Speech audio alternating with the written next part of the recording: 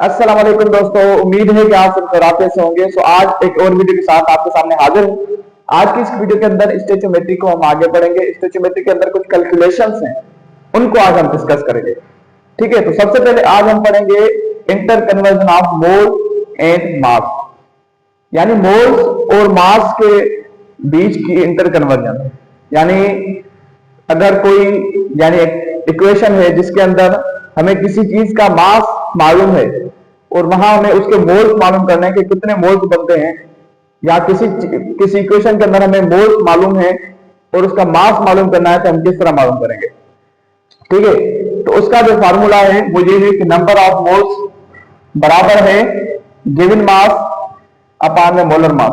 अब ये given mass का मतलब क्या है? गिवन मास मतलब जो हमें किसी चीज का मास हमें गिवन है, मिला हुआ है। ठीक है, और मोलर मास क्या होता है? हर चीज का कोई ना कोई मोलर मास होता है, मखसूस होता है। ठीक है, जो हम यानी किसी चीज के एटॉमिक मास से निकलता है, किसी चीज के मॉलिक्यूलर मास से निकलता है। अब यहां पर एक जो कैलकुलेशन है जो दी हुई है कि calculate the number of moles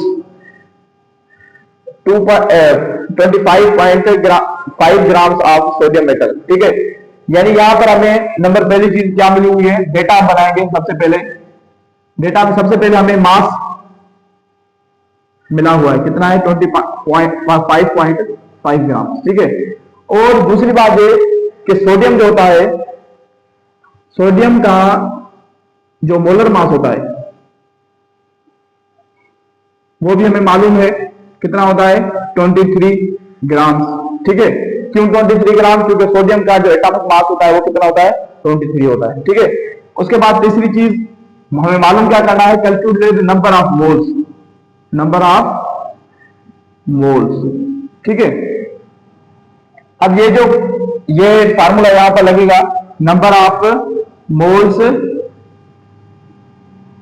बराबर है किस चीज के? गिवन मास अपान में मोलर मास। ठीक है, नंबर ऑफ मोल्स बराबर है गिवन मास अपान में मोलर मास। अब यहां पर हमें जो गिवन मास है वो कितना है? 25.5 और अपान में मोलर मास कितना है? 23 ग्राम। तो ये जो हमारा जवाब आएगा 1.11। ठीक है, तो ये जो जवाब आया यानी ये हमें क्या बताता है? ये बताता है मोल्स कि एक 25.5 ग्राम्स के अंदर, सोडियम के अंदर उसके मोल्स कितने होंगे? 1.11। अच्छा, उसके बाद जो दूसरी है कैलकुलेशन, जिसे हम कहते हैं inter conversion of mole and molar number of particle. Inter conversion of mole and particles, यानी इसका मतलब क्या है? या तो हमें नंबर ऑफ मोल्स मालूम करने होंगे या फिर पार्टिकल्स का नंबर, या तो number of moles,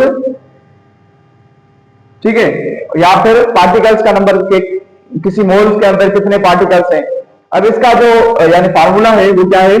number of particles, ठीक है, बराबर है,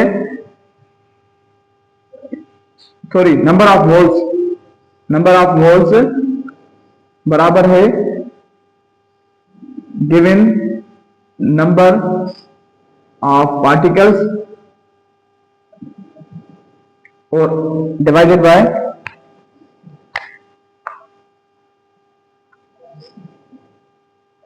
बाय Na, यानी Na का मतलब क्या होता है?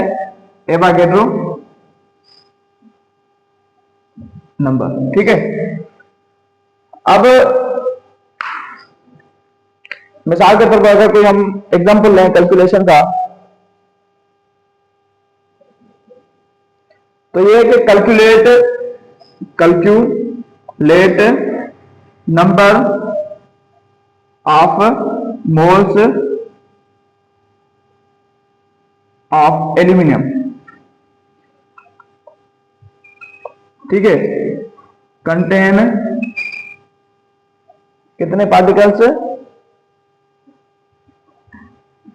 2.35 इंटू 10^25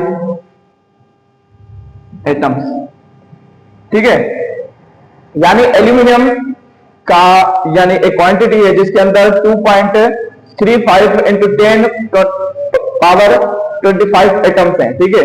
तो उसका हमें क्या मालूम करना है, उसके अंदर मोल्स मालूम करने हैं। तो ये फार्मूला है, नंबर ऑफ मोल्स बराबर होते हैं, ठीक है। सॉरी, पहले डेटा बना दे। डेटा क्या है, हमें क्या क्या मिला हुआ है, नंबर ऑफ पार्टिकल्स मिले हुए हैं। नंबर ऑफ पार्टिकल्स कितने हैं, पार्टिकल्स 2.35 इंटू 10^25, ठीक है। और उसके बाद एवोगैड्रो नंबर हमें पता है, Na का क्या पता है कि वो 6.0 इंटू 10^23 होता है। हमें मालूम क्या करना है, हमें मालूम करना है नंबर ऑफ मोल्स, ठीक है, ये हमें मालूम करना है। तो अब नंबर ऑफ मोल्स की जगह हम x लिख सकते हैं, बराबर है नंबर ऑफ पार्टिकल कितने हैं जो गिवन है, वो है 2.35 into 10^25 divided by Avogadro number 6.0 into 10^23, ठीक है। अब इसका जवाब जो हमारा आएगा वो तकरीबन आएगा अपना 39, जो बुक के अंदर मेंशन भी है 39, ठीक है, 39 मोल्स, ठीक है। तो इस तरह यानी inter conversion of mole and particles होती है।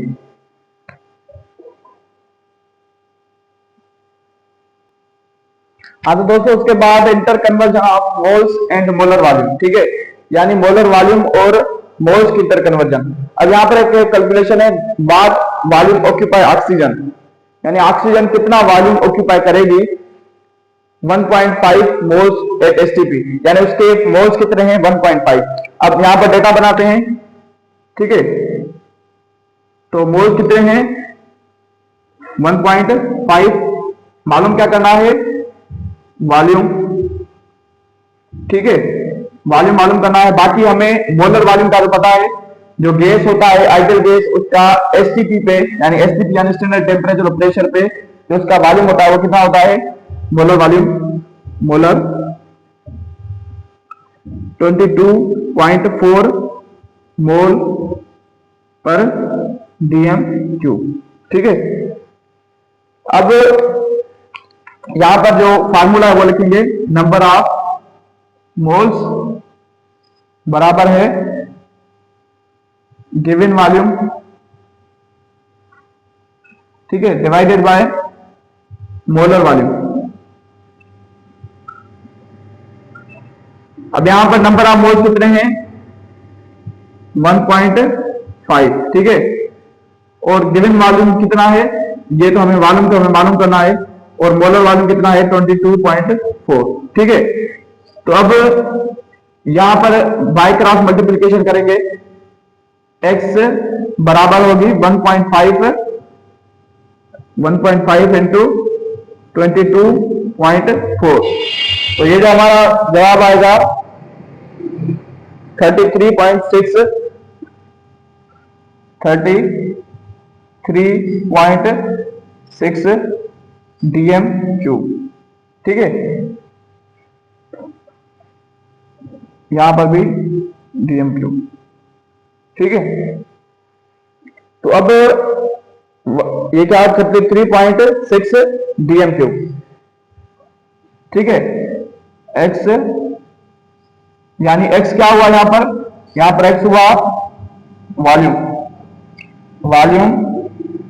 Of oxygen is 33.6 DM cube.